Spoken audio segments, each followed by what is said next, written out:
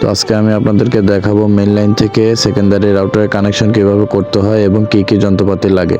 তো আপনাকে main router থেকে সেকেন্ডারি রাউটারের কানেকশন নিতে হলে অবশ্যই মেইন রাউটার থেকে সেকেন্ডারি রাউটারের দূরত্ব অনুযায়ী একটি ক্যাট6 তার কিনতে হবে এবং দুইটি কানেক্টর কিনতে হবে।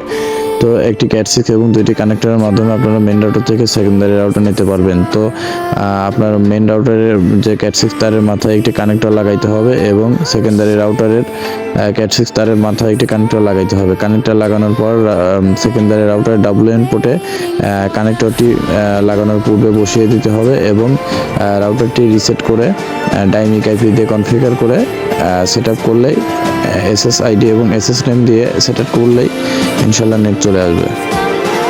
তো এভাবেই আপনারা মেইন রাউটার থেকে সেকেন্ডারি রাউটারে কানেকশন দিতে পারবেন।